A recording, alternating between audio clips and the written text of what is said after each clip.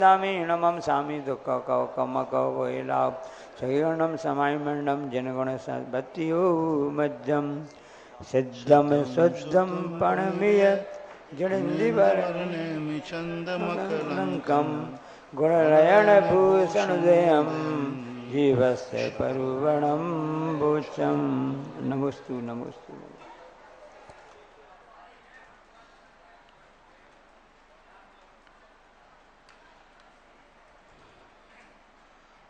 मंगलाचरण में किसको नमस्कार किया है?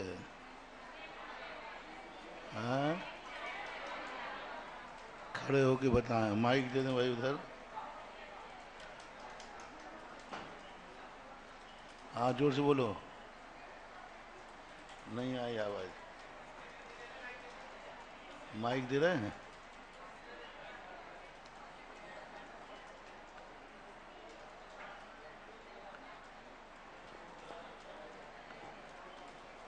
श्री जिनेश्वर नेमी चंद स्वामी को।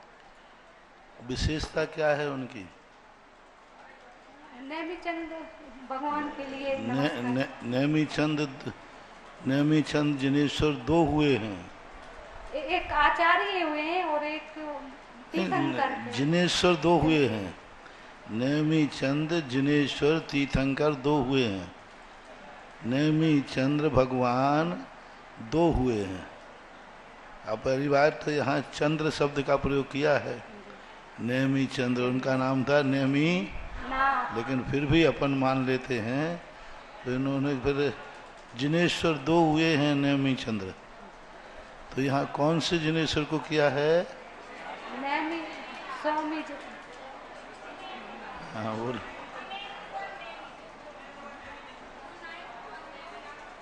माइक दो इधर।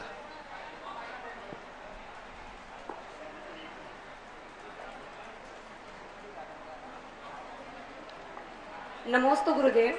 मूल नायक भगवान नेमिनाथ जो विंध्यगिरी पर्वत पर विराजमान। वो तो हमने बताया था।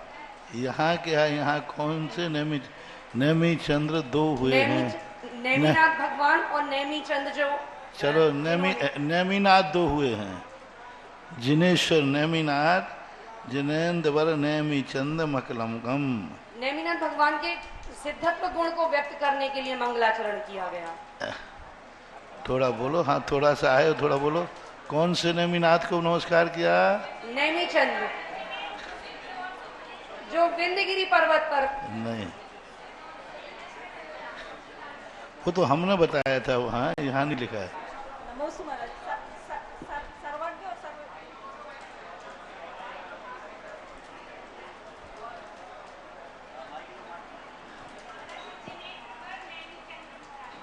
वो तो मैं ही बोल रहा हूँ।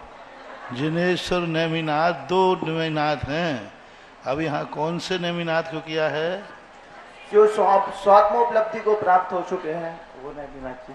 सकल निकल परमात्म दोहे वेद। अब इतनी नकल करा दी, बताओ।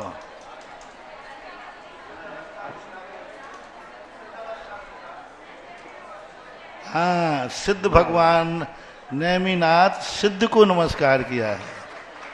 हमने कहा था नेमिनाथ अरहंत भी हैं और नेमिनाथ सिद्ध भी हैं, पर यहाँ पर नेमिनाथ अरहंत नेमिनाथ को न करके, क्योंकि जिनेश्वर दो होते हैं, अरहंत और सिद्ध। परमात्मा दो हैं, अरहंत और सिद्ध। तो यहाँ कौन से परमात्मा को किया? सिद्धम शुद्धम परमवीय। जो सिद्ध हैं शुद्ध हैं ऐसे को नमस्कार। कौन है वो? जिनेन्द्र वर। वो नाम क्या है? नेमी चंद्र। तो चंद्र शब्द यहाँ मात विशेषता में लगाना। चंद्रमा के समान जो चमकने वाले हैं, चंद्रमा के समान जो प्रकाश देने वाले हैं। नेमिनाथ का चंद्र नाम। रूपणाएं कितनी होती हैं और कौन सी हैं? रूपणाएं कौन सी हैं, कितनी हैं पुरुष वर्ग में? माइक दें भाई, जल्दी माइक दें इनको। दो माइक रंग है। स्वरूपणाएं 20 होती हैं। हाँ, कौन कौन? जिसमें 14 तो गुण स्थान है और 6 जो शेष हैं उसमें इंद्रिय भी हैं। वो नाम से भूल रहे हैं जी। 20 है ये कंफर्म है नाम से। 20 हैं, वो कौन सी हैं? हाँ, पर्याप्ति भी है उसमें है वो।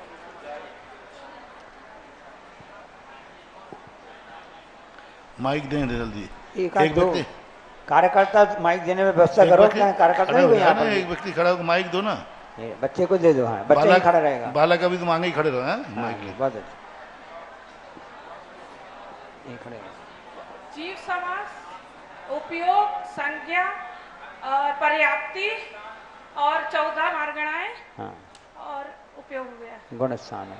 और गुण स्थान। गुण स्थान। बस बहुत अच्छा। हाँ, 14 गुण स्थान नहीं, 14 मार्गणा है। गुण, गुण स्थान, जीव स्वाद, पर्याप्ति, प्राण, संज्ञा, उपयोग और 14 मार्गणाओं और उपयोग, ये 20 रूपणाएं होती हैं। वो किसे कहते हैं?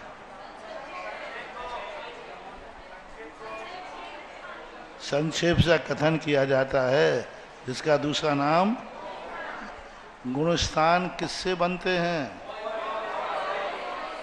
मोह। हाँ, अब हाँ, मोह और योग से उत्पन्न होते हैं। मार्गणा किसे कहते हैं? विस्तार से कथन किए जाने वाले को, जिसका दूसरा नाम आदेश भी, जिनकी उत्पत्ति किससे होती है? कर्मों के उदय से उत्पत्ति होती है।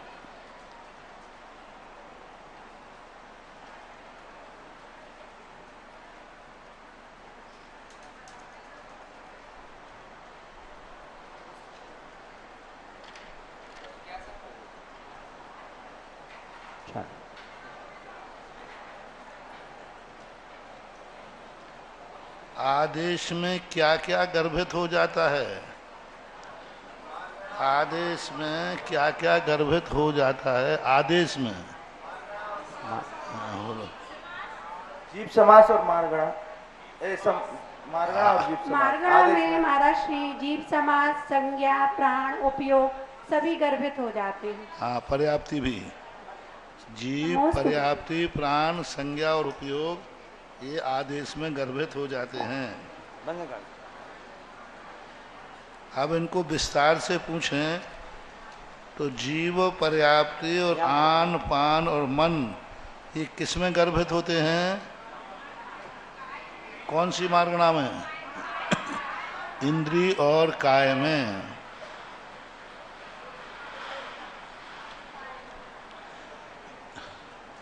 काय किस में गर्भित होगा? योग में। और इंद्रिय किस में गर्भित होगी? ज्ञान में। आयु, गति में। रति पूर्वक आहार, लोभ में। भय, क्रोध में। हाँ देखो, ऐसे हम इसलिए प्रतिदिन बता रहे हैं, इस बहाने से कम तुम्हें रट जाएगा। इसलिए बार बार पूछता हूँ, लोह में कौन सी संज्ञा गर्भित होती है? परिग्रह संज्ञा। ज्ञानोपयोग किस में गर्भित होगा? दर्शनोपयोग मारना होगा।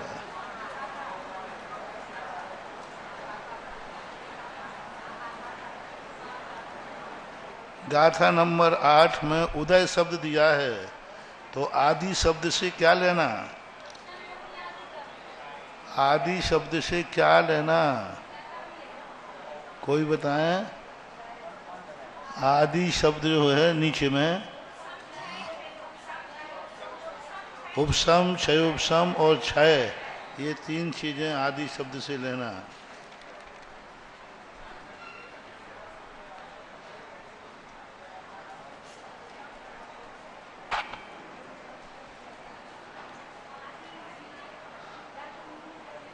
गुण स्थान 14 होते हैं, तो जीव समास कितने होते हैं? हाँ,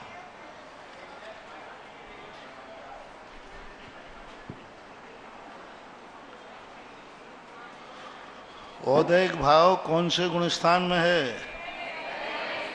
और पारनामिक भाव, क्षयोपशम भाव, चौथे गुण स्थान में कितने भाव हैं? 3 भाव हैं, औपशमिक, क्षायक और क्षयोपशमिक। किस गुण स्थान में दर्शन मोहिनी की अपेक्षा से भाव गिने जाते हैं? पहला, दूसरा, तीसरा, और इनमें किसकी अपेक्षा है? दर्शन मोहिनी। 5 में से लेकर 14वें तक बस ऐसे ही रटते जाओ, बस कुछ नहीं, बिल्कुल सरल विषय है। थोड़ा अपन को लाइन बनाना है, श्रृंखला बनाना है।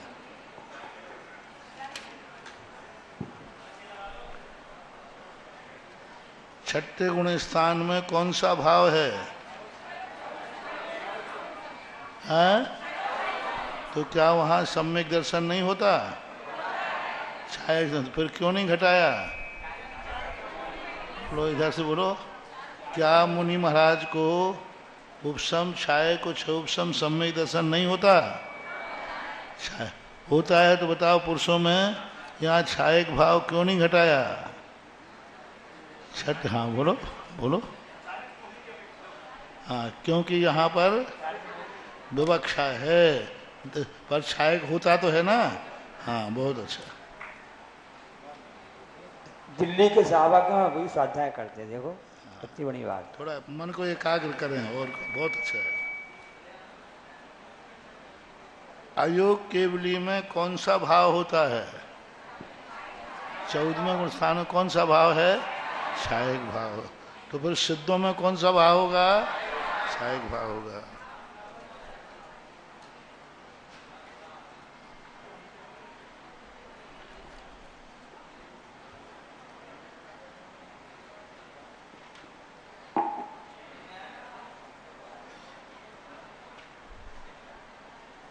मिथ्या दृष्टि को विपरीत बातें क्यों अच्छी लगती हैं? धर्म क्यों नहीं रुचता? क्योंकि वह मिथ्या से ग्रसित है। जैसे ज्वर पीड़ित को मधुर रस अच्छा नहीं लगता।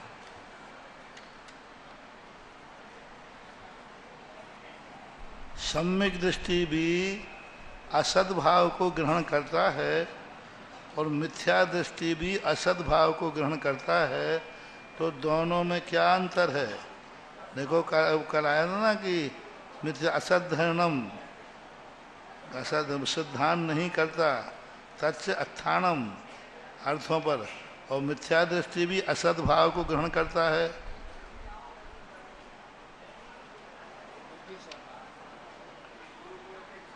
कल बताया था हमने। हाँ, उपदिष्टम अनुपदिष्टम वा। गुरु ने उपदेश गलत दिया, उसने गलत ग्रहण कर लिया, अब क्या करे। और अनुपदिष्टम, गुरु ने नहीं कहा था फिर भी ग्रहण कर लिया उसने।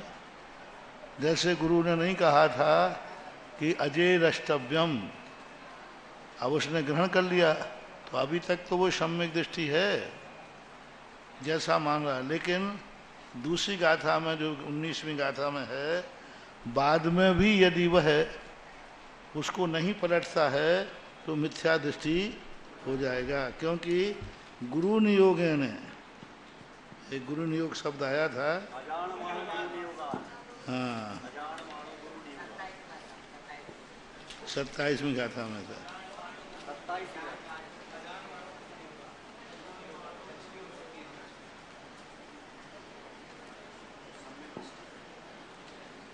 6 आवली काल किसमें से शेष बचता है?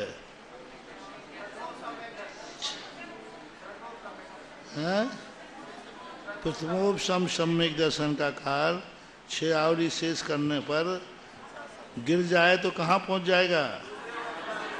क्यों गिर जाता है? हाँ, ऐसे बोलो। 6 आवली काल पहले क्यों गिर गया? क्योंकि अनंतानुबंधी में से किसी एक का उदय आने पर वह गिर जाता है।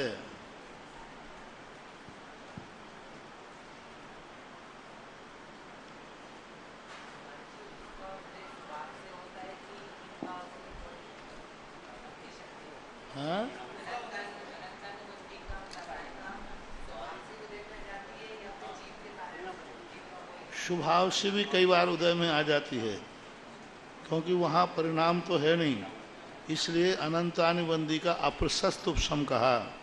अप्रशस्त उपशम का अर्थ है कभी अंदर के कर्मों का उत्कर्षण अपकर्षण चलता है, तो जो कर्मों का उपशम था वह किसी कारण से उदीर्णा को प्राप्त हो जाता है। निमित्त मिलने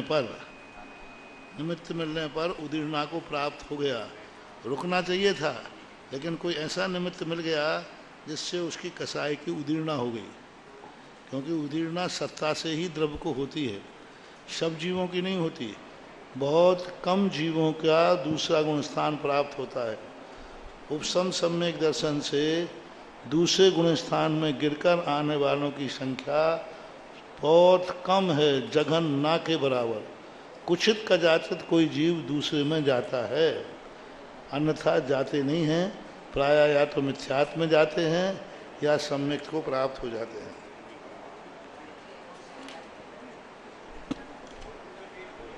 दर्दी गुण के समान कौन किसके भाव होते हैं? हाँ, तीसरे गुण स्थान के दर्दी गुण के मिलने के समान भाव होते हैं।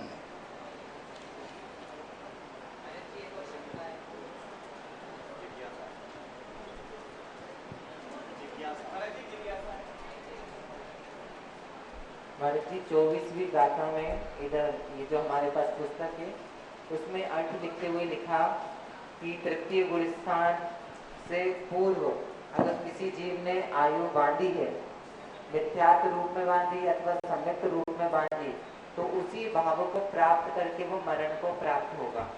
अगर मिथ्यात्व रूप से बांधी तो मिथ्यात्व भाव को प्राप्त होकर मरण होगा, और सम्यक रूप से बांधी तो सम्यक में। तो महाराज जी श्रेणिक ने मिथ्यात्व में 7वें नरक की आयु बांधी, पर उसका मरण मिथ्यात्व से नहीं हुआ, तो फिर कैसे समझें?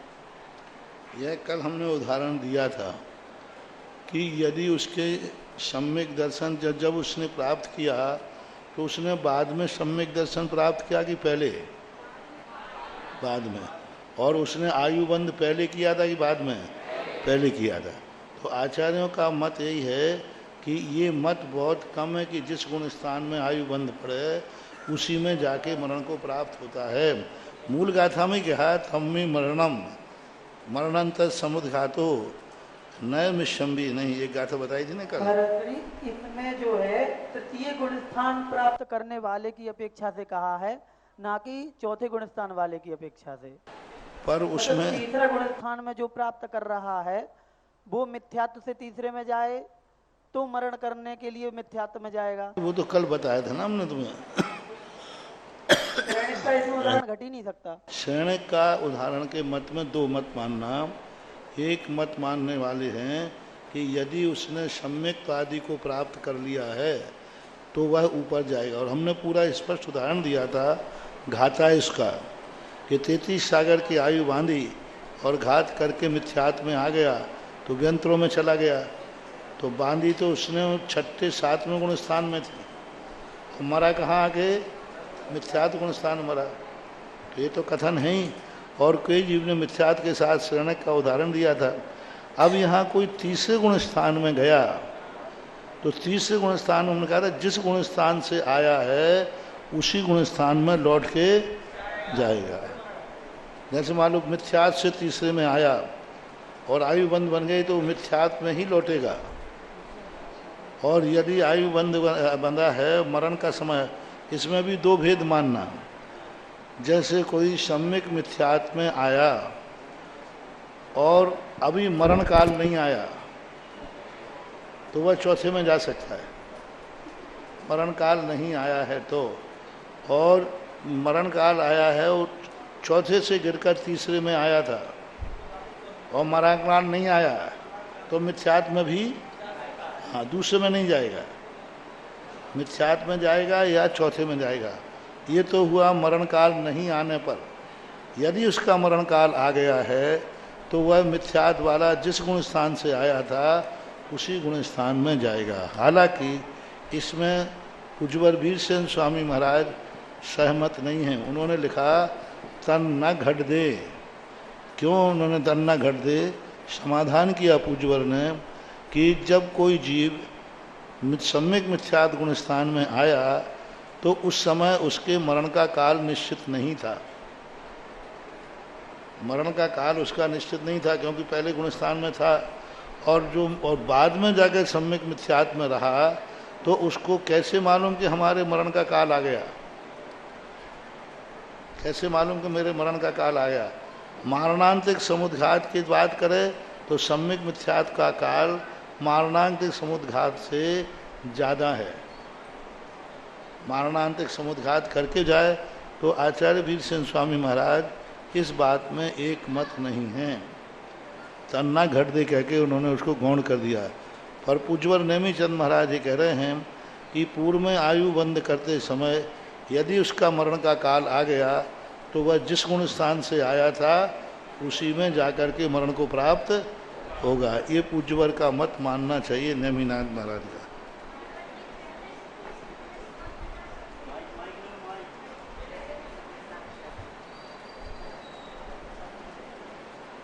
महाराज जी पहले गुण स्थान से तीसरे में जा सकते हैं कि चौथे से गिरने के दो ही गुण? सम्यक मिथ्यात्व में पहले से भी जा सकते हैं, चौथे से भी जा सकते हैं। पर आपका प्रश्न सही है, इस संबंध में भी दो मत हैं। धवला की 6ठी पुस्तक में उज्ज्वर ने कोई आचार्य ऐसा मानते हैं कि सम्यक मिथ्यात्व भी गिरने वाले की अपेक्षा है, चौथे वाला ही उसमें जाएगा। लेकिन वहीं पर महाराज ने खंडन कर दिया कि नहीं, मिथ्या दृष्टि भी सम्यक मिथ्यात्व को प्राप्त हो सकता है। लेकिन कई आचार्यों का मत दिया कि सम्यक मिथ्यात्व गिरने वाले की अपेक्षा ही है। पर यहाँ के अपेक्षा तो दोनों को मानना है। मिथ्यात्व से भी सम्यक प्रकृति का उदय आता है, क्योंकि इन्होंने ही लब्धि सार के अंदर स्पष्ट लिखा है कि कोई जीव मिथ्यात्व के 3 टुकड़े कर कर उपशम सम्यक को प्राप्त हुआ और उपशम सम्यक को प्राप्त होकर के मिथ्यात्व को प्राप्त हो गया, और उसके बाद किसी के सम्यक मिथ्यात्व का उदय आने से तीसरे गुण स्थान को प्राप्त हो गया। वहीं पर उन्होंने दूसरा बात की, कोई उपशम सम्यक दृष्टि चौथे गुण स्थान में गया और उसके बाद मिथ्यात्व में नहीं गया, सम्यक मिथ्यात्व का उदय आ गया तो वह तीसरे गुण स्थान में चला गया। तो उपशम सम्यक दर्शन से भी सम्यक मिथ्यात्व में जा सकता है, क्षयोपशम सम्यक दृष्टि भी जा सकता है। जीवन भर क्षयोपशम सम्यक दृष्टि का उदाहरण दिया उन्होंने। कोई जीव का विसंयोजना काल 66 सागर वर्ष है, फिर उन्होंने घटाया 132 सागर। क्षयोपशम सम्यक दृष्टि जीव 66 सागर तक अनंतानिबंदी का विसंयोजक रहा, और एक अंत मिथ्यात्व में चला जाता तो विसंयोजना खत्म हो जाती। लेकिन सम्यक मिथ्यात्व में भेजा 66 सागर वर्ष के बाद, और तीसरे गुण स्थान में अंतर्मुहूर्त रहा और पुनः 66 सागर पा लिया, तो 132 सागर विसंयोजना का काल घटाया है। तीसरी बार तो नहीं करेगा ऐसा। तीसरी बार में तो क्षायक करेगा या फिर उद्वेलना में चला जाएगा, तो वहाँ जाकर के वह विसंयोजना को पुनः उद्वेलित करेगा। ये विषय है, सैद्धांतिक है, यहाँ प्रसंग नहीं है, लेकिन ऐसे ये मतों में आता है। तीसरा गुण स्थान हमेशा चर्चा में रहा है, लेकिन दूसरा गुण स्थान तो गिरने की अपेक्षा ही है, उसमें मिथ्या दृष्टि कभी जाता नहीं।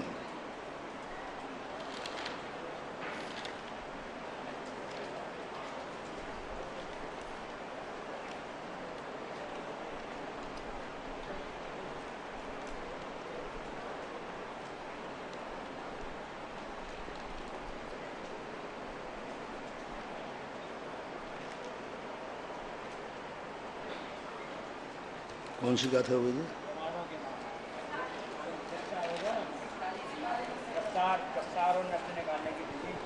हाँ, प्रमाद जो हैं 15 प्रमाद थे और 15 प्रमाद थे, और 15 प्रमादों को यदि हम भंग बनाते हैं तो 80 भंग होते हैं।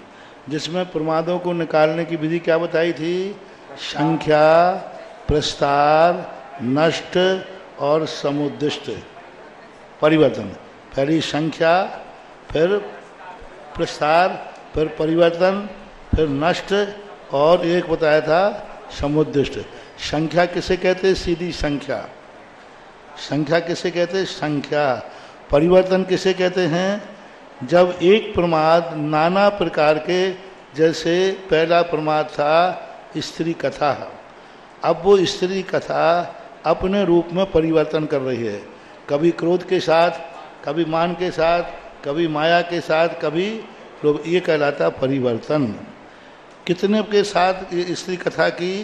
किसी ने क्रोध से की, किसी ने मान से की, किसी ने आँखों से की, किसी ने कानों से सुनी। कथा है, आँखों से कानों से सुनती हैं।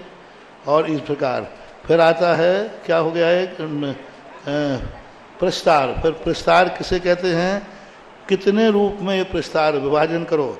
80 तो आपने बना दिए, लेकिन 80 का विस्तार करो। हाँ, 16 को जैसे आपने रख दिया 16, पहले तो 1 1 1 और 4 4 4, कितना हो गया?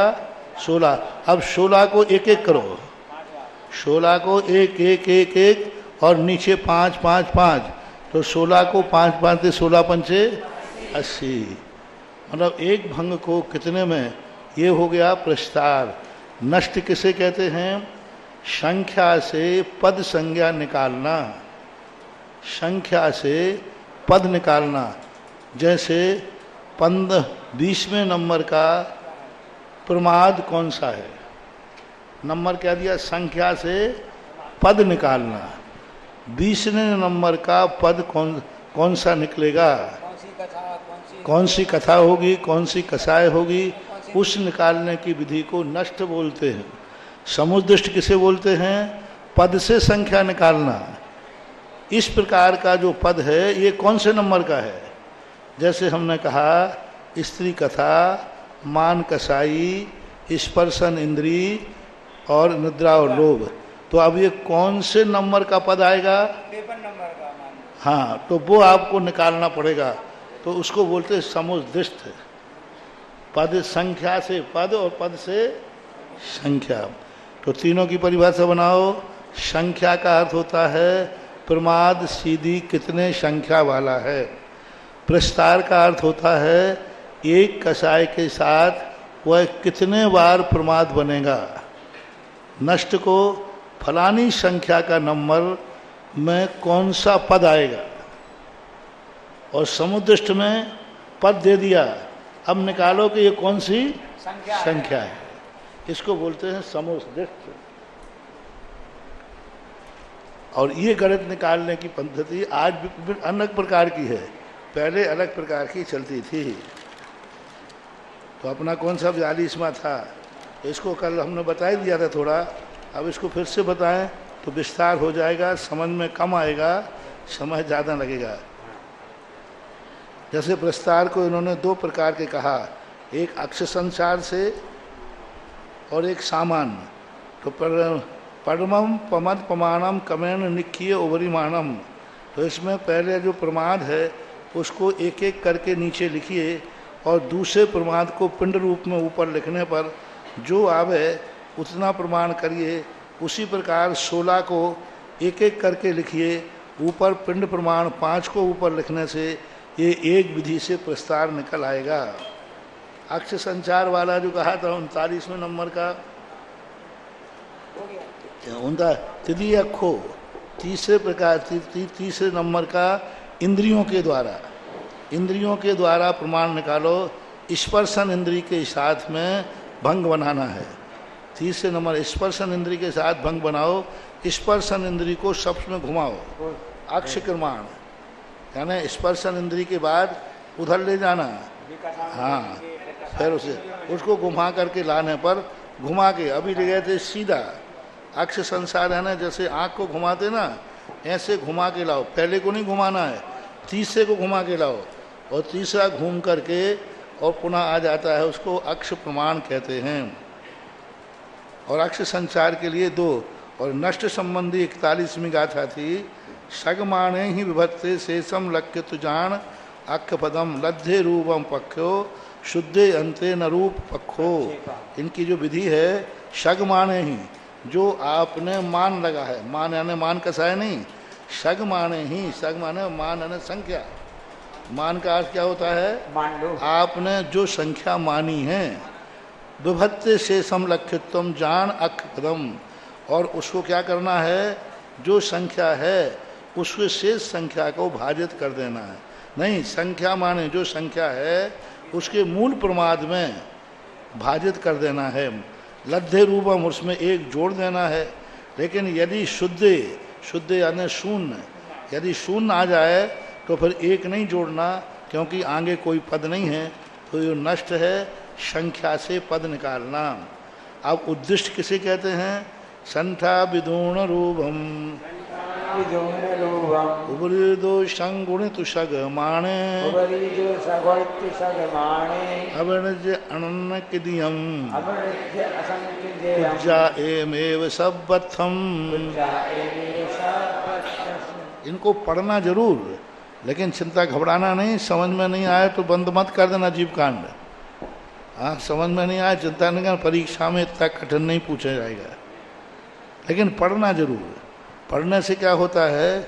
हमें ये मालूम चल जाता है कि हमारे जैन आचार्यों के पास भी गणित था, और ऐसी नई नई विधियाँ भी थीं। इतनी नई विधि थी, इतनी नई विधि थी, इतनी नई विधि थी कि हमें कुछ समझ में नहीं आया।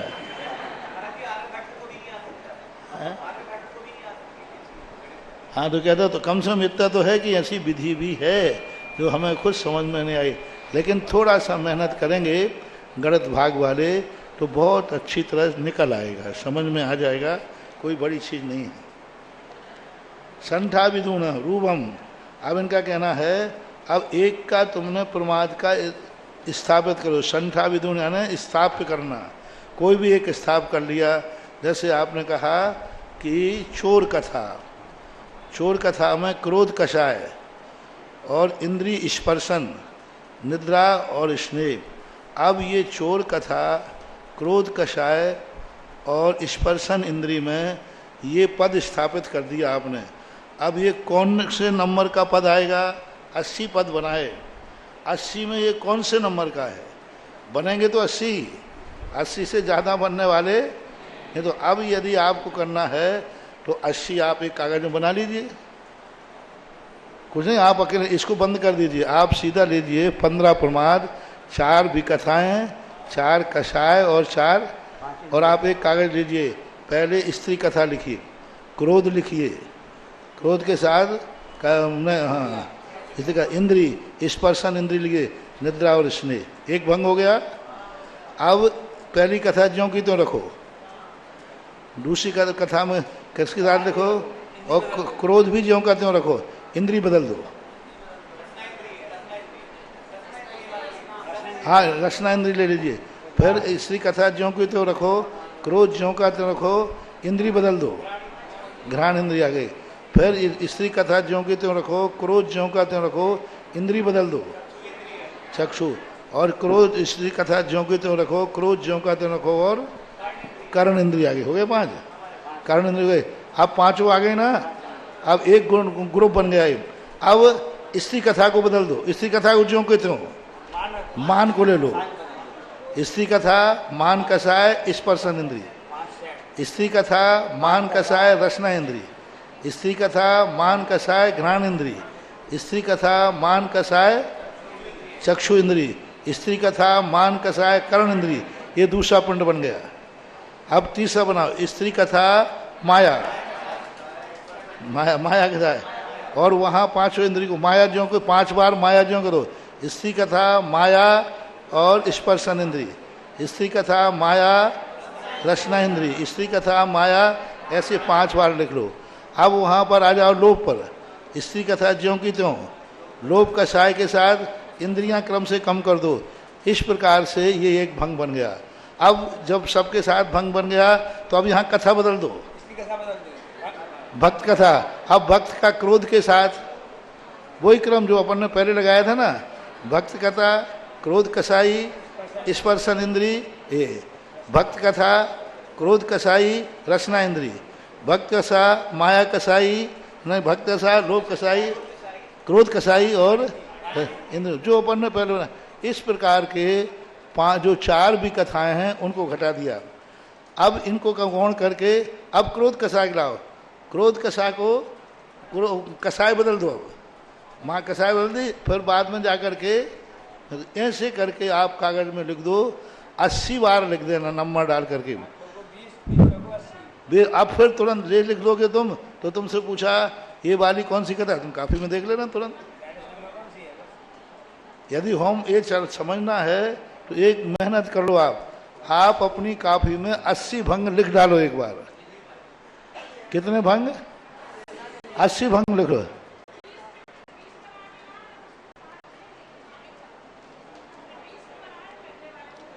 हाँ 20 बना, 80 बना लो, नंबर डाल के 80 बना लो। तो आपको नष्ट और समुद्दिष्ट ये दो अपने आप बन जाएगा। नष्ट में क्या कहा? संख्या से पद निकालना, यानी 20वें नंबर का पद कौन सा है तो आपकी काफी में लिखा है, तो ये नष्ट हो गया। और समुद्दिष्ट क्या है? पद से नंबर निकालना, सीधी बात है। पद लिख दिया कि ये क्रोध कसाई मान, तो तुम तुरंत बता दो पद है। तो एक थोड़ी सी मैं देखो, अब विद्यार्थी हो तो विद्यार्थी की तरीके से पढ़ो।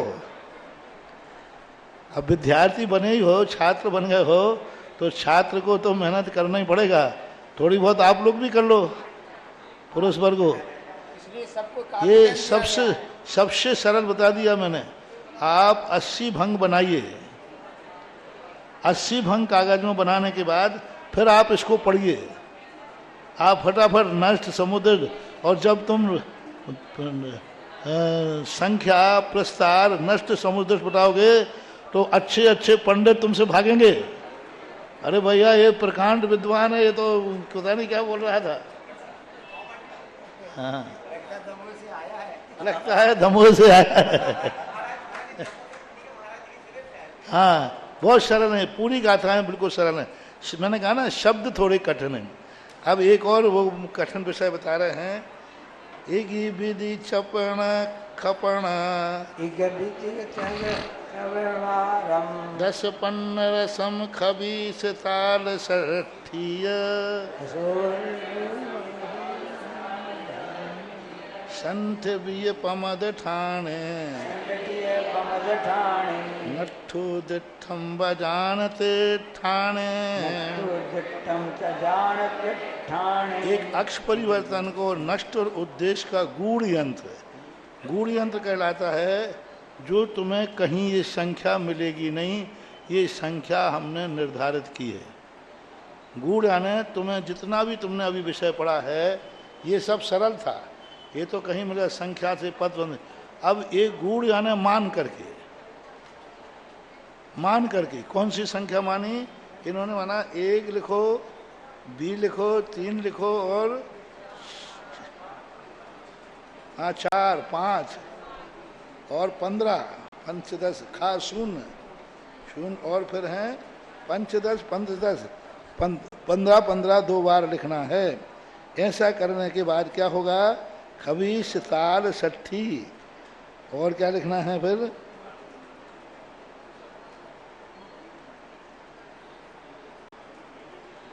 जैसे अभी इन्होंने एक मान की संख्या दी है, हिंदी पढ़ ले रहे। 3 प्रमाद स्थानों में क्रम से 5 इंद्रियों के स्थान पे क्या लिखना है? 1 2 3 4 और 5। अब देखो ये गूढ़ है। गूढ़ का अर्थ है एक इंद्री अकेली रह सकती है कि नहीं, और 2 के 2 इंद्री, 3 के 3 और 4 के 5, एक एक इनको 5 रूप में बांध दिया गया। इनको चारों कसायों के स्थान पे क्या रखना? 0 0 के साथ 5 10 15 की स्थापना करना।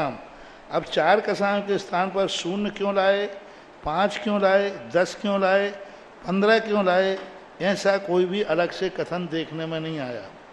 अब इसको बहुत प्राणायाम करेंगे तो ये गुण स्थानों में कथित हो जाएगा। एक स्थान वो है जहाँ कसाय है ही नहीं, और 5 गुण 5 कसाएँ, 5 रूप कसायों की स्थिति कहाँ बनती है? तो इसको यहाँ कहीं भी देखने में नहीं आ रहा है। तथा विकथाओं के स्थान पर 0 20 40 और 60 को स्थापन करना, ये मान लीजिए, मानने वाली बात है। ऐसा करने से नष्ट उद्देश्य अच्छी तरह समझ में आ सकते हैं। अब इन्होंने कह दिया कि ऐसा करने से अच्छी तरह समझ में आते हैं। पहले तो समझ में ही आ रहे थे, पहला तो समझ में आ भी रहा था कि समुद्दिष्ट कैसे निकालना, उद्दिष्ट निकालना, लेकिन 4344 गाथा को तो इन्होंने और कठिन कर दिया, क्योंकि इन्होंने मापदंड दे दिया। इनकी दृष्टि से ऐसा दे दिया कि ऐसा करने पर 0-5 राशि करने पर निकाल दिया इन्होंने।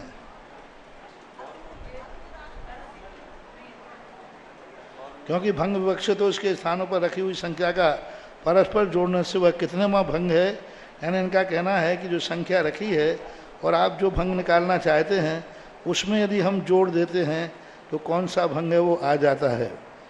एक विधि चक चडवारम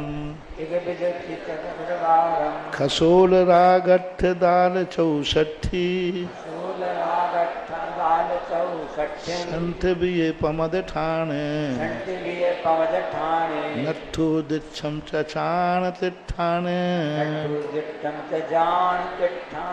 अब इन्होंने एक और नई कल्पना दी है कि बिथाओं के नाम पर 1, 2, 3, 4 लिखने करके फिर 16, 32, 48, 64 की स्थापना करना, बीच में 0, 4, 8, 12 की स्थापना करना, यानी तीनों की संख्या बदल दी। और तीनों की संख्या बदल देने से और हो सकता है कि इन्होंने ये माना हो कि इतने बार कौन सी कसाय, कौन सी कथा किसके साथ बनेगा, लेकिन वो भी मैंने लगा के देखा, वो भी कथन बैठता नहीं है। क्योंकि पहले भी इसको हम जब स्वाध्याय किया था तब भी यह जो विस्तार दिया है, ये संख्या का मापदंड का खुलासा किसी ने भी नहीं किया। पंडित टोडरमल जी साहब बड़े ज्ञानी माने जाते थे, उन्होंने भी इन 2 गाथाओं को खुलासा नहीं किया। मुख्तार साहब ने भी इस पर टीका लिखी है हिंदी, उसने भी इसको खुलासा नहीं किया। बहुत सारे लोगों ने गोमर सार पर टीकाएँ लिखी, केशव वर्णी ने भी टीका लिखी, पर इस संबंध में उन्होंने भी कोई विस्तार नहीं किया। ये 2 गाथाओं में ये संख्या का नाप क्यों लिया जा रहा है, इसका खुलासा उन्होंने कोई भी नहीं किया। राष्ट्र और अवनिलाप से क्या लेना है? राष्ट्र और अवनिलाप, राष्ट्र कथा, अवनिपाल यानी चोर कथा, भक्त यानी भोजन की कथा, अवनिलाप से चोर कथा। अब गुणस्थान का स्वरूप बताते हैं। संजलन नो कषाया नुदयो मंदो जदा तदा होदी अममत्त गुणो तेनय अपमत्तो संजदो होदी। अब कौन सा गुणस्थान हो रहा है? अब ये 6ठा गुणस्थान। 6ठे गुणस्थान को आप लोग इतनी कर लें कि 6ठे गुणस्थान के 15 प्रमाद होते हैं, उनके भंग करने पर 80 भेद होते हैं, और इनको निकालने के 4 नाम रट लो अधिकतम। 4 नाम कौन से हैं? संख्या, विस्तार, परिवर्तन, नष्ट और समुद्दिष्ट। ये हो गया। तो इस प्रकार के, और इनकी परिभाषा इतनी सी लिख लो जो मैंने बताई। संख्या यानी संख्या सामान्य रूप से, विस्तार यानी ये संख्या किस प्रकार से विवक्षित है, नष्ट यानी संख्या निकालने से पद निकालना, समुद्र यानी पद से हलना। इतनी सी बात आप कर लें और सीधा आप 7वें गुण स्थान पे आ जाइए। कैसे बनता है 7वें स्थान? संजनन नौ कषाय कषाय उदयो मंदो। 6ठे गुण स्थान में भी वही कहा था। 6ठे गुण स्थान में भी क्या कहा था? संजनन नौ कषाय उदयात संजमो हवे जम्मा। संजनन की 9 कषाय के उदय में अब यहाँ नया शब्द क्या डाल दिया? मंद शब्द डाल दिया।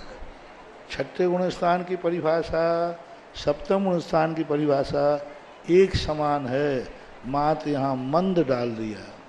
और 6ठे गुण स्थान में तीव्र डाला नहीं है। जदा तदा होती, जब तब होती है। तो क्या होता है? अपरमत्त गुणों तेन है, उसके अपरमत्त गुण स्थान होता है और उसको अपमत्त संयत बोलते हैं। गाथा सरल है। संजुलन और नौ कसाय के मंदोदय से जो गुण स्थान होता है उसे अपरमत्त संयत गुण स्थान कहते हैं। सीधी सी सरल परिभाषा है, फिर से बनाओ। संजुलन नौ कसाय के मंदोदय से जो परिणाम होते हैं उसे अपरमत्त संयत कहते हैं। अब इस सप्तम गुण स्थान के दो भेद हैं। हाँ,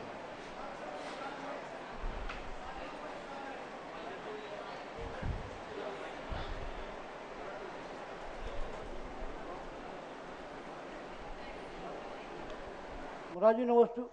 ये पांचवें गुण स्थान में वो श्रावक का भी है और साधु का भी है, मतलब आज का है और तुम्हारे से क्षुल्लक जी वगैरह हैं, इलक जी वगैरह हैं, तो ये इसमें अंतर नहीं होना चाहिए कुछ?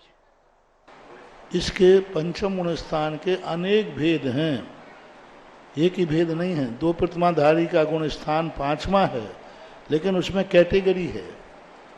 तीन प्रतिमाधारी का अलग, चार का अलग, 11 प्रतिमाधारी आरिका का अलग है। सबसे विशुद्ध स्थान आरिका का होता है, लेकिन सबसे बड़ा विशुद्ध स्थान जो एलक मुनि दीक्षा के अभिमुख है सप्तम, उसका सबसे अधिक विशुद्धि स्थान रहा। धवला जी के अंदर सबसे अधिक विशुद्धि स्थान किसका है?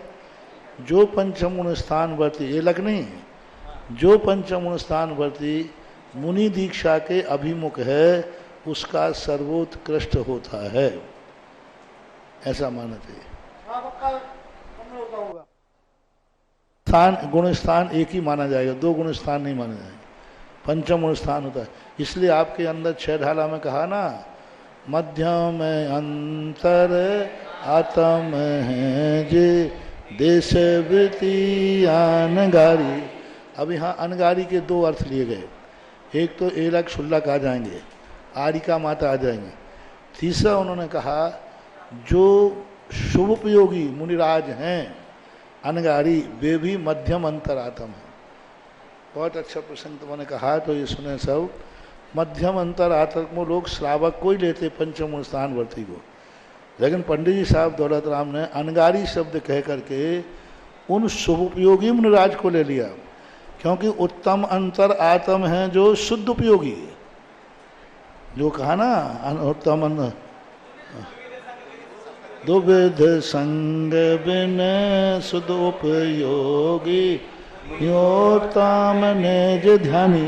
अब उत्तम आत्मा में कौन चले गए? शुद्ध उपयोगी मुनिराज। लेकिन मुनिराज शुभोपयोगी कहाँ जाएंगे? क्योंकि शुभोपयोगी तो मुनिराज होते कि नहीं, तो शुभोपयोगी मुनिराजों को अनगारी शब्द से संबोधन किया। यानी शुद्धोपयोगी मुनिराज उत्तम अंतरात्म है, मध्यम अंतरात्म में शुभोपयोगी मुनिराज और पंचम गुण स्थानवर्ती देशवृत्ति, ये दोनों मध्यम अंतरात्म में आएंगे। गुण स्थान अलग रहेगा, लेकिन अंतरात्म 3 प्रकार की हैं, जघन, मध्यम और उत्तम। ये पंडित जी दौलत राम जी का भेद है। हमारे आचार्यों ने ऐसे भेद नहीं किए, किसी भी जैनाचार्यों ने मध्यम अंतर आत्मा के 3 भेद नहीं किए। पूज्यवर कुंदकुंद स्वामी ने, पूज्यवर नेमीचंद महाराज ने ऐसा भेद नहीं किया। ये भेद जो है वहीं से शुरू हुआ है, 1-2 भट्टारकों ने भी लिया है। थोड़ी सी झलक अमृतचंद सूरी के पुरुषार्थ सिद्धोपाय में मिलती है। 3 भेद है, मध्यम अंतर और उत्तम अंतर आत्मा के, लेकिन कुंदकुंद भगवान ऐसे भेद नहीं करते हैं। चलें, तो इस प्रकार के सप्तम गुण स्थान के भेद। एक सप्तम गुण स्थान होता है जो मुनियों को होता है सहज।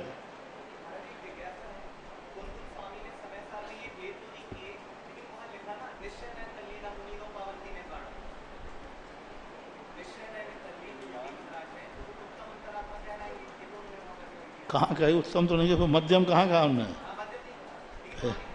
फिर जघन्य कहाँ कहा? फिर अंतरात्मा के 3 भेद होते ही नहीं, अंतरात्मा का एक ही भेद है बस, तो दो भेद तो नहीं किए ना ऐसा। नट्ठा शेष पमादो, नट्ठा शेष प्रमादो, वैगुणशीलो लिमंडियो नानी, वैगुणशीलो निमंडियो नानी, अनुविषमो अखवो, अनुवसमयो अखवो, ध्यानमीलो अपमत्तो। अपमत्तो। देखो कितनी अच्छी परिभाषा है अप्रमत्त गुण स्थान की। आजकल मुनिराज बल बाहर घूमते रहते हैं, कभी अप्रमत्त गुण स्थान। ओम शांति। 28 मूल गुण को पालन करने की रुचि तो मुनियों में देखी गई, बहुत रुचि देखने वाले आज भी हैं। निर्दोष 28 मूल गुण की रुचि रखने वाले मुनिराज तो आज भी देखे जाते हैं। नहीं, मैं 28 मूल गुण में दोष नहीं लगाऊंगा, निर्दोष पालन करूंगा, सब कुछ ठीक करते हैं, लेकिन अप्रमत्त गुण स्थान के लिए सजग नहीं है, सावधान नहीं है। अप्रमत्त गुण स्थान को नहीं छूने की बात नहीं सोचते हैं कि मैं अप्रमत्त गुण स्थान में जा रहा हूँ या नहीं। मात्र मूल गुणों के पालन करने में लगा हूँ। मूल गुणों के पालन करना बुरा नहीं है, लेकिन उन्हीं में ही हमारी प्रवृत्ति है। मूल गुणों का पालन छठे गुण स्थान में होता है। सप्तम गुण स्थान मुझे प्राप्त हो रहा है, केशलंच कर रहे हैं, ये तो ध्यान आ रहा है कहाँ बाल छूट रहा है, यहाँ छूट गया, और खींचना कैसे, ये भी जोर से खींचना, धीरे, ये सब आ रहा है। लेकिन उस समय अप्रमत्त गुण स्थान हो रहा है कि नहीं, इस पर ध्यान नहीं जाता है। आहार करते समय यशना समिति है, लेकिन अप्रमत्त गुण स्थान को छू रहा हूं कि नहीं, इस पर दृष्टि नहीं जाती। तो देखो क्या कहते हैं, नट्ठट शेष पमादो, 15 प्रमाद नष्ट हो गए हैं। अब देखो 15 प्रमादों में जो अभी गिनाए थे, कोई भंग बन तो नहीं रहा है मूल गुण पालन करते समय। मूल गुण पालन करते समय इन 15-80 प्रमादों में कोई प्रमाद तो नहीं आ रहा है मन में, ज्ञान में। ये दृष्टि हम लोगों की, मुनियों की होना चाहिए। सामायिक कर रहे हैं तो कहीं ऐसा तो नहीं कि हमें कोई प्रमाद मन में आ रहा हो, कोई हमारे उपयोग में कोई प्रमाद को ध्यान में आ रहा हो।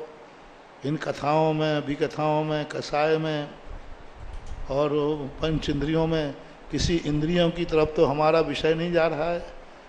कहीं हमें देखने का भाव तो नहीं आ रहा है, सुनने का भाव तो नहीं आ रहा है, बोलने का भाव तो नहीं आ रहा है, ठंडी गर्म का एहसास तो नहीं हो रहा है। अब हम सामायिक कर रहे हैं। अब सामायिक में प्रमत्त और अप्रमत्त होना है, तो प्रमत्त की सामायिक तो अच्छी होती है, उसमें तो कोई बाधा नहीं, क्योंकि मच्छर काटे तो खुजला भी सकते हैं। अप्रमत्त की सामायिक कठिन हो जाती है। उस समय अपन को महसूस हो नहीं, मुझे इंद्री का विषय भी नहीं आ रहा है, और कुछ क्षण को छूना चाहिए। कुल मिला करके थोड़े थोड़े क्षण को आएगा, ज़्यादा नहीं आएगा, लेकिन होश तो रहे कि मुझे कोई प्रमाद तो नहीं आ रहा है सामायिक में। इन 25-80 प्रमादों में कोई प्रमाद के बीच में तो नहीं हूँ।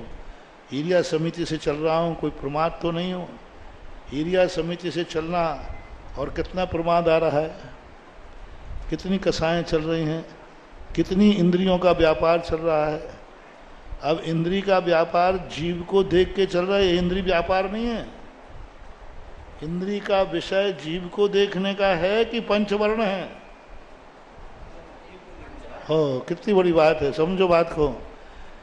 हमारा जीव इंद्री का व्यापार, हम इसको देख रहे हैं, जीव के चलना तो इंद्री का व्यापार होगा नहीं, वो विषय नहीं है इंद्री का, वो तो ईरिया समिति का विषय है, अहिंसा का विषय है, दया का विषय है। इंद्री का विषय क्या था? वर्ण है, ये विषय। तो हम जीव को देख के चल रहे हैं, तो उस पर हमारे वर्ण की दृष्टि नहीं जाना चाहिए। शब्द सुन रहे हैं तो नहीं, प्रवचन सुन रहा है, कान का व्यापार चल रहा है, ये कान का व्यापार नहीं है। इंद्री निरोध का अर्थ है नहीं कि कान फोड़ लो।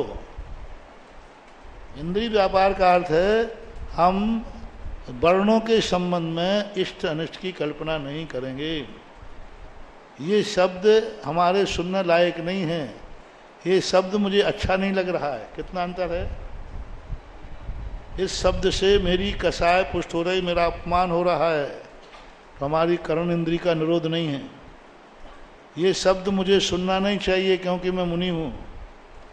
कितना अंतर आ गया। ये शब्द जो कह रहे हैं, गाली दे रहा है, इससे मेरा अपमान हो रहा है। हमारी कर्ण इंद्री निरोध नाम का मूल गुण सदोष हो गया, क्योंकि शब्द से हमने क्या मान लिया, मेरा मान कसाय खंडित हो रही है, मेरा मान खंडित हो रहा है। तो हमारी कर्ण इंद्री का निरोध नहीं, एक मूल गुण में दोष लग गया। नहीं, ये शब्द मुझे सुनना ही नहीं चाहिए क्योंकि मैं मुनि हूं। कोई अश्लील शब्द आया, नहीं मुझे नहीं सुनना है। तो अब वो अश्लील शब्द कान ने सुना, लेकिन सुनने के बावजूद भी राग द्वेष उत्पन्न नहीं होने से वो इंद्रिय व्यापार में नहीं आएगा। ऐसा तो क्या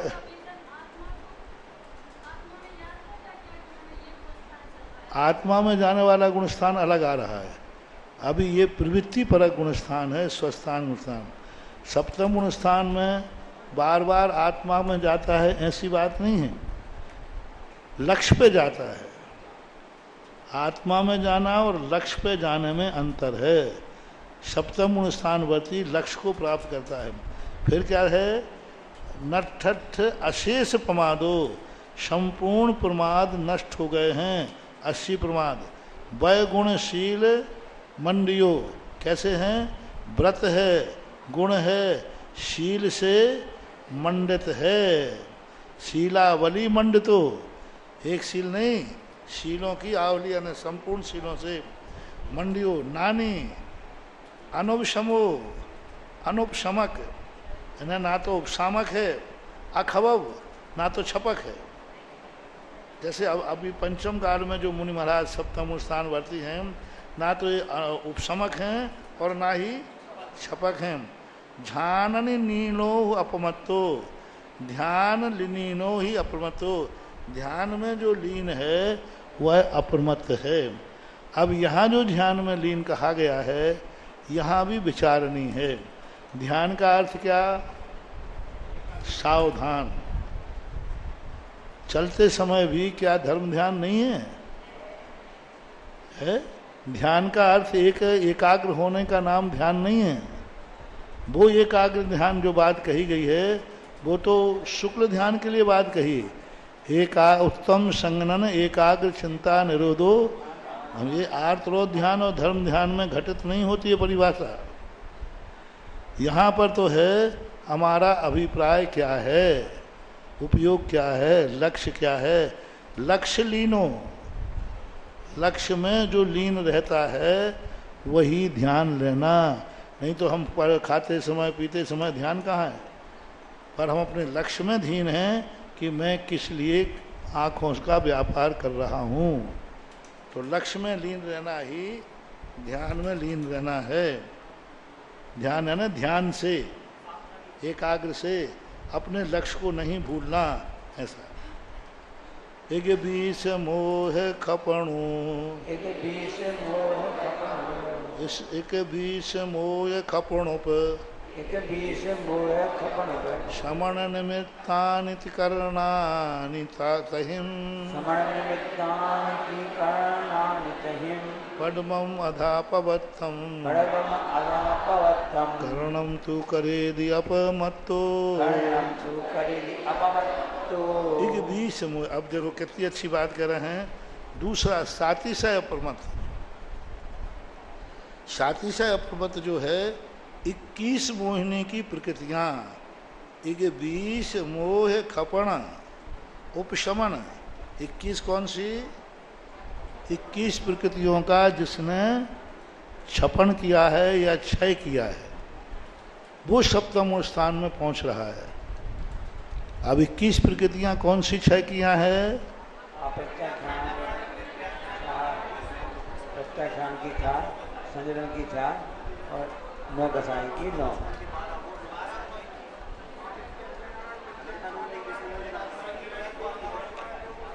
लेकिन मैं तो यहाँ रुक रहा हूँ कि इनकी छपना तो 8वें गुणस्थान में होती है। आप प्रमत्त में कैसे कर रहे हैं? इनको 3 कण करेगा उनके पहले, कण की बात बता रहे हैं।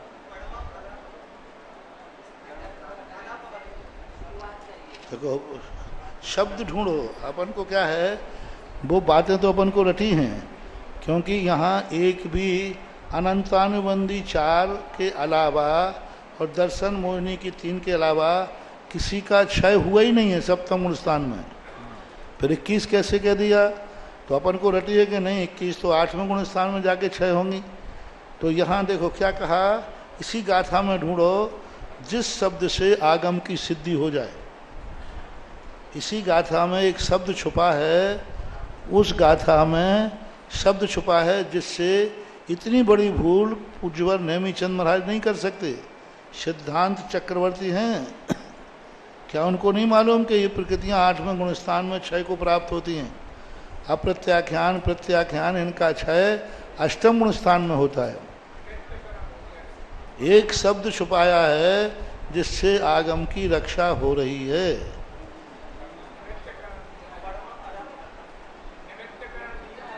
हाँ, निमित्त शब्द छुड़ाया।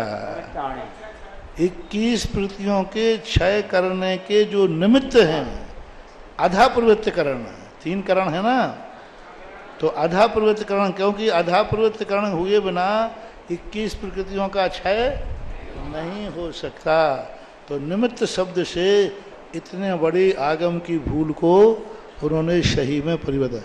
निमित्तानि ति करणानि तहिम, यानी निमित्त क्षय करने के निमित्त हैं। पद्मम अधापवत्तम, और उसमें कह दिया ना 21 प्रवृत्तियों के क्षय करने के कारण कितने हैं? 3, आधा प्रवृत्तिकरण, अपूर्वकरण और तिकरण।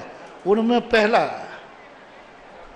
आधा प्रवृत्तिकरण जो है, करेदि अपमत्तो, आधा प्रवृत्तिकरण क्षय करने के लिए जब कोई मुनिराज सप्तम गुणस्थान में जाते हैं तब उसे सातिशय अप्रमत्त गुणस्थान कहते हैं। तो गुणस्थान के 2 कितने भेद हो गए? एक स्वस्थान और एक सातिशय। एक में मात्र कोई भी कर्मों का क्षय नहीं है, कोई कर्मों का भाव भी नहीं है, छठा सातवां हो रहा है, बस प्रमाद से रहे तो बस इतना ही है।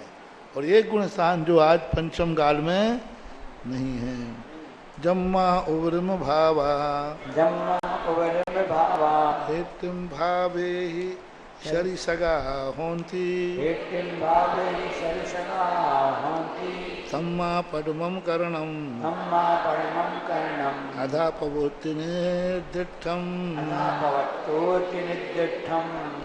आधा प्रवृत्तिकरण की ये परिभाषा जरूर सबको रटना है। आधा प्रवृत्तिकरण किसे कहलाते हैं? जम्मा उभरम भावम, जिस जीव के ऊपर के भाव हेट्यम भाव में शरसगा होदी, नीचे के भावों के समान बराबर होते हैं। तम्मा पद्मम करणम, उसको प्रथम करण कहते हैं।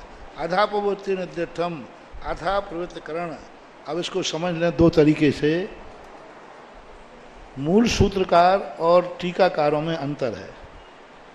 सभी सूत्रकार देखो उसमें एक ही में घटा रहे हैं, एक ही व्यक्ति में आधा प्रवृत्तिकरण, और टीकाकार घटाते हैं 2 जीवों में आधा प्रवृत्तिकरण। पूज्यवर नेमीचंद महाराज कह रहे हैं उब्रिम भावाह, जैसे अभी किसी व्यक्ति ने 100 नंबर का भाव किया था, 100 रुपया कमाए उसने पहली बार में, 100 रुपया कमाए। आज दिन में उसने कितने कमाए? 100 रुपया कमाए। और कल उसको 200 कमाना चाहिए था, लेकिन कल उसने 50 रुपया ज़्यादा कमाया। 100 तो कमाए, 150 कमाए। अब देखना, आज 100 कमाए, कल 150 कमाए, परसों 200 कमाए, परसों 200 कमाए, तो परिणामों में हीनादिकता हो गई कि नहीं? आज 100 कमाए थे, कल उसने प्रॉफिट में है, लेकिन गति कम हो गई, 50 कमाए हैं, लेकिन 200 कमाना थे, 250 कमाना थे, लेकिन कल की स्पीड ज़्यादा थी, आज की कम हो गई। ऐसे परिणामों में होता है।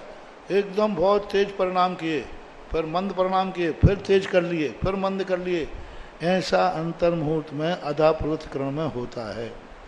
अब टीकाकार क्या कहते हैं? अन्य सभी टीकाकार पर आया। 2 व्यक्ति सप्तम स्थान में गए। पहला व्यक्ति 1 मिनट पहले निकला था और वो दौड़ लगा करके 10 कदम चला। दूसरा व्यक्ति 2 मिनट बाद निकला था और उस 10 कदम वाले को पीछे करके वो 1 मिनट में पहुंचा था 10 कदम, वो आधा मिनट में 10 कदम पहुंचा और 20 पे पहुंच गया 1 मिनट में, और 1 मिनट लेट चला था वो व्यक्ति 1 मिनट पहले निकला 10 कदम चला, और दूसरा व्यक्ति 1 मिनट पीछे निकला लेकिन 20 कदम चल गया। तो पहले वाला पीछे हो गया कि नहीं? वो 20 कदम चल गया। तो इसको अधा प्रवृत्तिकरण कहते हैं। ऐसा 2 जीवों में घटाते हैं, लेकिन ये घटाना मेरी दृष्टि से उचित नहीं है, क्योंकि सप्तम गुण स्थान में कोई दूसरा व्यक्ति नहीं बैठा है। एक ही जीव में दोनों घटा दो ना। 1 मिनट पहले उसने 10 कदम चला, दूसरे मिनट में 5 कदम चला, आगे बढ़ा के नहीं, लेकिन 10 से 20 बढ़ना था, लेकिन वो कितना बढ़ा? 1 मिनट में 10, दूसरे में 5 बढ़ा, तो स्पीड कम हो गई कि नहीं? पूज्यवर नेमीचंद महाराज का यही भाव है। समझ गए ना? परिणामों में ही ना देख। हार्ट की ईसीजी होती है ना,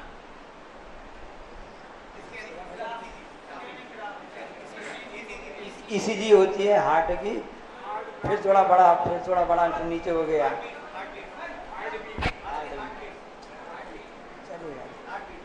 प्रयास किया है जैसा बोले।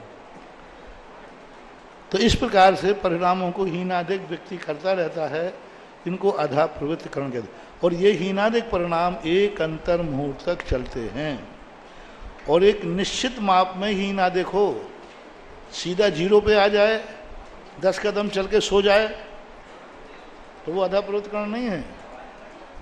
स्पीड तो बढ़ती रहना चाहिए, लेकिन स्पीड में कम तेजी होती है।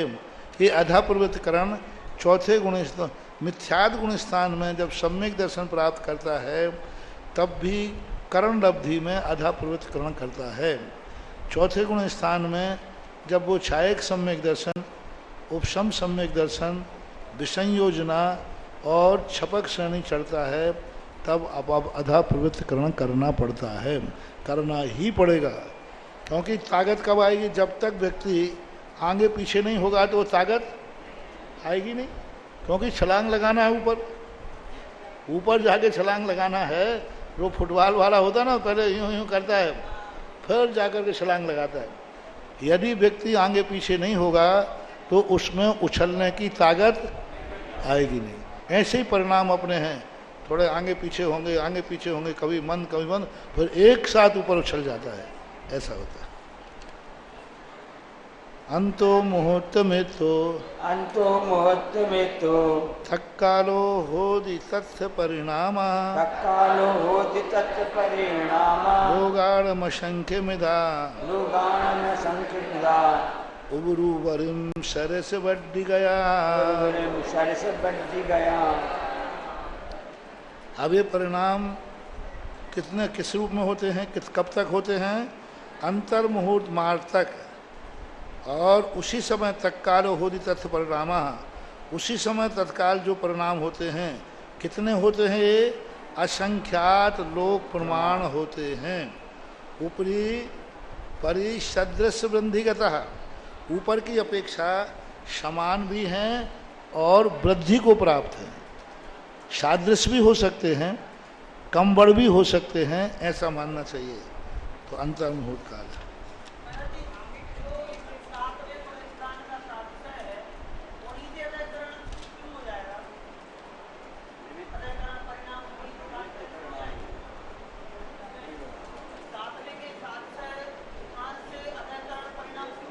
नियम से सप्तम गुण स्थान में ही अधा प्रवृत्तिकरण परिणाम होता है, नियम से, आगे पीछे नहीं। यदि छपक श्रेणी और उपशम श्रेणी करना है तो सप्तम गुण स्थान में जाना ही पड़ेगा। आधा प्रवृत्तिकरण सप्तम गुण स्थान का नाम ही है, उसी को साथी से बोलते हैं।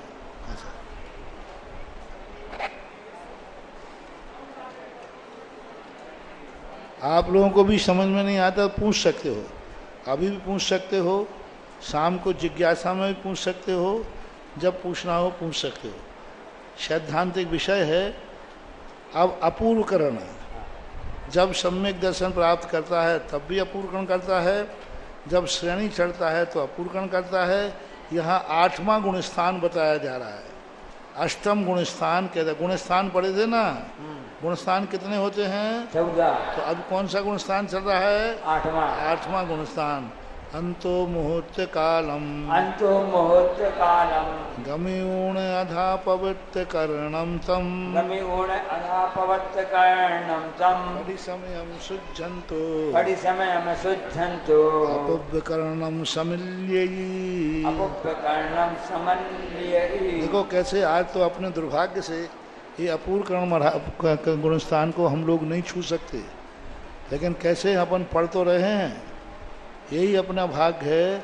अष्टम गुणस्थान आज हम मुनिराजों को नहीं हैं, लेकिन हमारे भाग्य हैं कम से कम अष्टम गुणस्थान की परिभाषा तो पढ़ रहे हैं। कैसा होता है अष्टम गुणस्थान?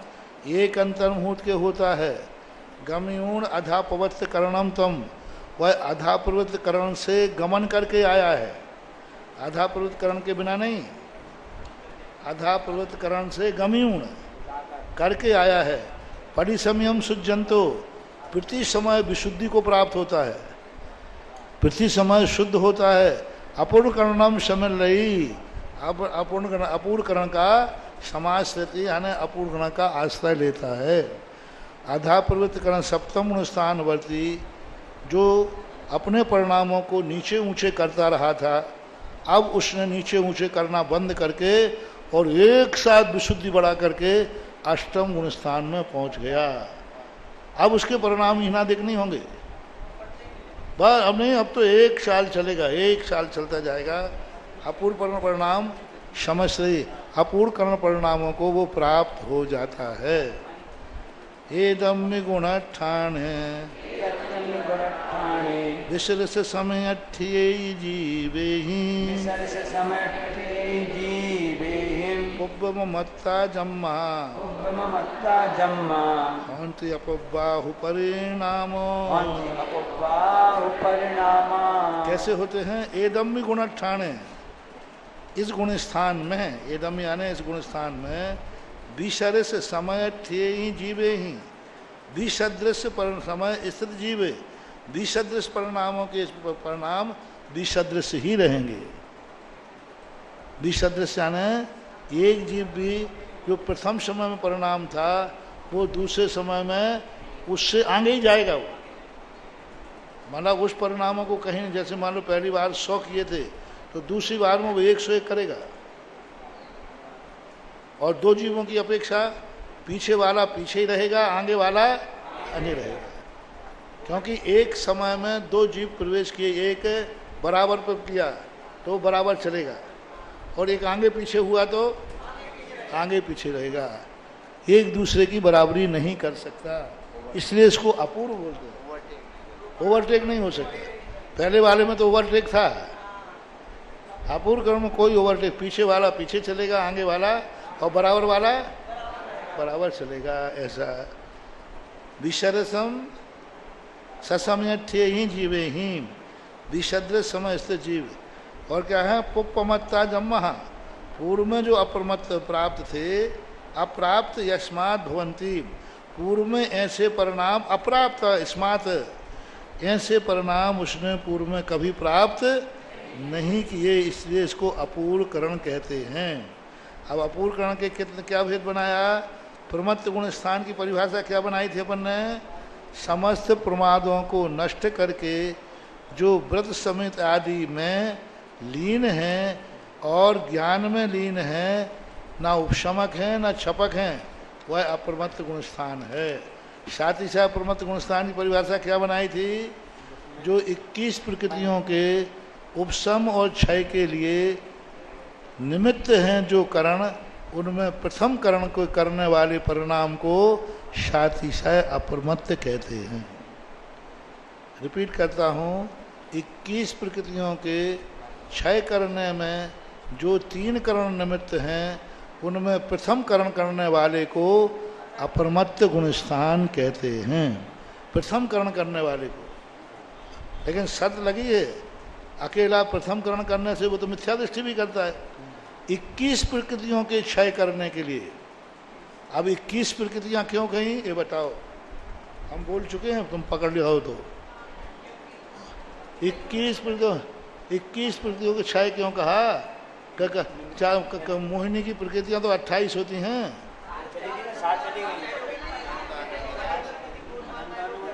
हाँ, 7 प्रकृतियों का तो पहले क्षय कर दिया।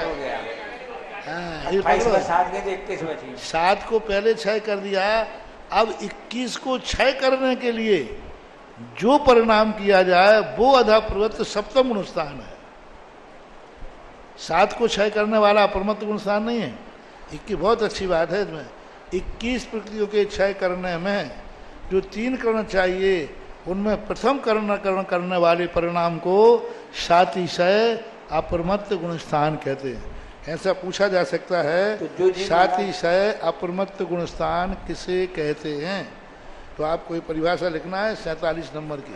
अनादि मिथ्या दृष्टि जीव पहले गुण स्थान से 7वें गुण स्थान में जब जाता है तो 28 सत्ता वाला रहता होगा। हाँ, रहता बराबर है। तो उसको पहली बार में नहीं होगा, हजारों बार 6ठा 7वां करेगा। हजारों बार 6ठा 7वां गुण स्थान में आएगा। झूला झूलेगा पहले। ऐसे चाहे तीर्थंकर हो, चाहे अंजन चोर हो और चाहे भरत चक्रवर्ती हो, एक अंतर मुहूर्त में भी मोक्ष केवल ज्ञान प्राप्त करने वाले पहले 6ठा 7वां गुण स्थान हजारों बार झूलेंगे। 6ठे में, 7वें में, 6ठे में, हजारों बार। फिर जाकर के सातिशय अप्रमत्त गुण स्थान की शक्ति जागृत होती है। अष्टम गुण स्थान किसे कहा? अप्रमत्त गुण स्थान की पहले सबसे पहले परिभाषा क्या बनाई थी? 3 परिभाषाएं बनाई, 3 गाथाएं। संजुलन और 9 कषाय के मंदोदय को अप्रमत्त गुण स्थान कहते हैं। दूसरी परिभाषा प्रमादों से रहित व्रतशील आदि को पालने वाला जो ना उपशमक है ना छपक है, ध्यान लीनो ज्ञान में ध्यान में लीन है, वह अप्रमत्त है। तीसरा अप्रमत्त सातिशय अप्रमत्त। तो अप्रमत्त की 3 परिभाषाएं हो गई, 3 प्रकार से हो गई। और आधा प्रवृत्त परिणाम किसे कहते हैं? आधा प्रवृत्त परिणाम ऊपर और नीचे के परिणाम सादृश्य और विसदृश्य होते हैं, उसको आधा प्रवृत्त कहते हैं। और अपूर्वकरण किसे कहते हैं? पहले कभी ऐसे परिणाम नहीं हुए। अपूर्व जिसके परिणाम होते हैं उसे अपूर्वकरण कहते हैं।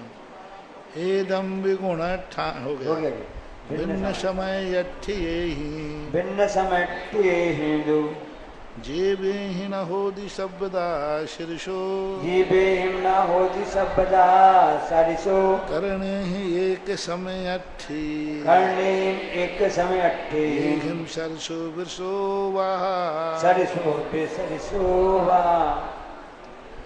भिन्न समय अट्ठी हिंदू भिन्न समय पाले जीवे ना होदि शब्दा सरसो, जो अपन ने अभी कहा था ना अष्टम उत्थान में, भिन्न समय वालों के परिणाम कभी सादृश्य नहीं होंगे। करने ही एक समय थे सरसों विसरवा, और एक समय में जाने वाले परिणाम के सादृश्य भी हैं विसदृश्य। बहुत अब विसदृश्य कैसे हैं? 2 जीव एक साथ प्रवेश किया, लेकिन एक ने 10 नंबर का परिणाम किया, दूसरे ने शुरू से 20 नंबर का परिणाम किया। समय एक है, परिणामों में एक समय वर्ती भिन्न जीवों के परिणाम भिन्न भी होते हैं, आगे पीछे नहीं। आगे पीछे वाले के तो कभी सदृश होंगे ही नहीं। एक समय वालों के परिणाम सदृश हो सकते हैं और विसदृश भी हो सकते हैं। अपूर्वकरण परिणाम बस यहाँ लोग भूल जाते हैं। फिर अनुवृत्तिकरण में क्या रहेगा अंतर? तो अपूर्वकरण परिणामों में सादृश्य भी हैं और विसदृश भी हैं, एक समयवर्ती। लेकिन आगे अनुवृत्तिकरण में एक समयवर्ती परिणामों के सदृश्य ही होंगे। तीनों में अंतर बनाओ, अभी पढ़ा दूं फिर बताता हूँ। करण ही एक समय थे, एक समय में सदृश और विसदृश। अभी सरल करके और बता देता। अंतु मुहूर्त में थे अंतो मुहूर्त में थे बड़ी समय संख लोग परिणाम बड़ी समय संख लोक परिणाम तम उड्डा पुण्य पुब्ब गुणे समुद्रा पुब्ब गुणे कट्टी नथिनी मैंने अणुकट्टी नथिनी मेण। अब यहाँ कहते हैं अंतो अब यही गुण स्थान चल रहा है। इसका काल कितना है? प्रति समय असंख्यात लोक परिणाम। ये कितने प्रकार के हैं? असंख्यात लोक प्रमाण परिणाम वाला है। किसी का 10 नंबर का, 11 नंबर का, 15 नंबर का, 20 नंबर का, ऐसे असंख्यात लोक प्रकार के परिणाम है। एक जीव गया, पहला परिणाम उसके 10 नंबर का था। महीने बाद दूसरा जीव गया, उसका परिणाम 20 नंबर का था। साल भर बाद कोई जीव गया, 6 महीने बाद, तो उसका परिणाम 100 नंबर का था। समय एक ही है, लेकिन सबके परिणाम भिन्न भिन्न से अष्टम गुण स्थान में एक समय वर्ती जीव नाना प्रकार के परिणामों से प्रवेश करता है। असंख्यात लोक परिणामों से कमुड्ढा क्रमबद्ध पुब्ब गुण। लेकिन विशुद्धि जो है पूर्व हमेशा बढ़ती हुई रहेगी, पूर्व गुण से बढ़ती हुई रहे। अनुकृष्टि नथिनी मैंने, यहाँ अनुकृष्टि रचना नहीं होती है। ये सब थोड़ा कठिन है, समझने में तुम्हें टाइम लगेगा, नहीं समझ पाओगे। अनुकृष्टि कहलाती है कि अभी उसने किसी भी कर्म को क्षय करने के लिए किट्टियाँ नहीं की। कोई मोहिनी कर्म का क्षय नहीं हुआ। अष्टम गुण स्थान में कोई भी मोहिनी कर्म का क्षय नहीं हुआ। विच्छुति होती है, बंद विच्छुति है, उदय विच्छुति है, लेकिन क्षय नहीं। कांडक घात नहीं हुए, अनुकृष्टि रचना नहीं हुई। इसमें कर्मों को कम तो किया है उसने सब, लेकिन कर्मों को कमजोर नहीं कर पा रहा है, टुकड़े नहीं कर पा रहा है। इसलिए अष्टम गुण स्थान में कर्मों का क्षय नहीं होता। मूल रूप से मोहिनी कर्म का क्षय नहीं होता। मोहिनी कर्म की एक भी प्रकृति क्षय को प्राप्त नहीं हुई अष्टम गुण स्थान में। महर्षि अपूर्व करण में जैसे उन्होंने परिणाम बढ़ाए अपनी विशुद्धि के, तो वो 1 नंबर पे पहुंचा, 101 पे पहुंचा, फिर वो समान वृद्धि ही करेगा कि 101 के बाद 105 भी बढ़ती हुई वृद्धि करेगा? तो 105 करेगा कि 102 ही करेगा? 105 करेगा, बढ़ती हुई करेगा। बढ़ती तो करेगा, पर एक समान वृद्धि में करेगा? नहीं, बढ़ती हुई वृद्धि में। मतलब पहले नंबर पे उसने 2 की वृद्धि की, तो अगली बार वो 3 की करेगा, 4 की करेगा, 5 की। आधा प्रवृत्तिकरण पीछे नहीं आएगा। पीछे तो नहीं आएगा, पर समान रूप से ही वृद्धि करेगा। नहीं, अधिक रूप से। नहीं, 2 पे जाएगा, 3 पे जाएगा, 4 पे जाएगा, हाँ। कि 2 पे जाके 10 पे भी जा सकता है? नहीं, क्रम से करेगा। क्रम से ही करेगा। हाँ, उछलेगा नहीं। अपूर्व करण में क्रम से वृद्धि करता हुआ जाएगा, लेकिन पीछे का परिणाम को कवर नहीं करेगा। जैसे हमने कहा था ना कि अभी 10 कदम चला था, दूसरे बार में 5 कदम चला, नहीं, दूसरे बार में वो 11 कदम ही चलेगा, मतलब 20 कदम चलेगा। पहले 10 चला था, तो दूसरे बार में वो 11 कदम चलेगा। तीसरे, हाँ, जो छाया समय दृष्टि है वो भी समान, सब अधाप्रवृत्तिकरण सबके समान होंगे। अपूर्वकरण और अधाप्रवृत्तिकरण में क्रिया सब एक है, विशुद्धि में अंतर रहेगा। असंख्यात लोग प्रमाण परिणाम बता दिए ना। क्षयोपशम वाले में विशुद्धि में अंतर, क्षयोपशम वाला तो है ही नहीं। उपशम, अष्टम वाले से उपशम शुरू हो गया। दोनों की विशुद्धि में बहुत अंतर है। तरह से परिणाम अठिए, तार से परिणाम अठिए, जीवा उजड़े गलत मेरे ही, जीवा उजड़े गलियत मेरे ही, मोहस्य पुब्ब करना, मोहस्य पुब्ब करना, कणव समुज्जया भणिया, समुज्जया भणिया। थोड़ा शब्दावली नहीं आ रही है, क्योंकि छठे गुण स्थान तक तो अपन परिचित रहते हैं, पर इसको अभी तुम 2-3 बार पढ़ोगे, यहाँ से जाने के बाद पढ़ोगे तो आपको समझ में आएगा। कल हम इसको फिर रिपीट करेंगे। आपकी भाषा को हम जो अभ्यास कराते हैं ना, पुनः रिवीज, तो हम इसको फिर रिपीट कर देंगे। कैसे परिणाम? तारे से परिणाम अठ्य जीवा। अपूर्ण करण का परिणामों का कार्य देखो क्या है। वहाँ अनुकृष्टि रचना तो है नहीं, फिर क्या करता है? गलत ही तिमरे ही, गलत किया है जैसे तुमने मोहस्य पुब्ब करना, खवण उपशमन ज्या भणिया, मोह को और पूर्व को उपशमन और क्षय के लिए तैयारी कर देता है, माल को रख लेता है इकट्ठा, किट्टी नहीं की। जैसे उसने कहा कि बस अपन को इन चीज़ों को टुकड़े टुकड़े करना है। हाँ हाँ, तो पहले से वो मोह के निषेकों को इकट्ठा करके रख लेता है। यहाँ के इन सारे निषेकों को एक साथ उपशमन करेंगे, एक साथ इनको क्षय करेंगे। तो उसने मोहिनी कर्म के लिए सब निषेकों को व्यवस्थित कर लिया, तैयारी कर ली, और 9वें स्थान में एकदम जाके काट देगा। निद्रा पहले नट्ठे, निद्रा पहले नट्ठे, सदी आयु उपशंति उब शमया, सदी आयु उपशमंति उब शमया, खबगम ढुक्के खबया, खबयम ढुक्के खबया, नीमेन खवंति मोहम, नीमेन खवंति मोहम तू। अब क्या होता है, अष्टम गुण स्थान का कार्य बता रहे हैं। निद्रा प्रचला नट्ठे, निद्रा और पिछला का नाश कर दिया।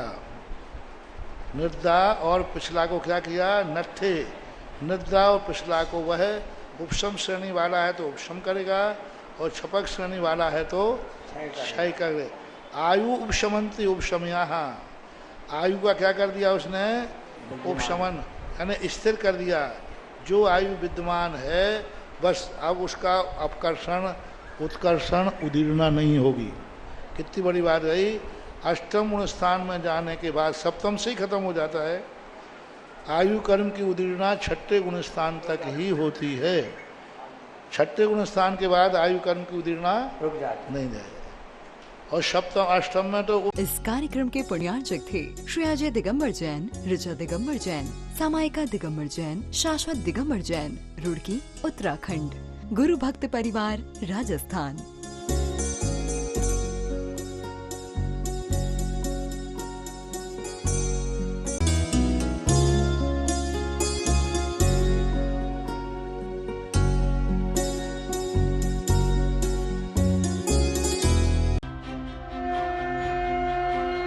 आप देख रहे हैं आदिनाथ टीवी चैनल, अनादि से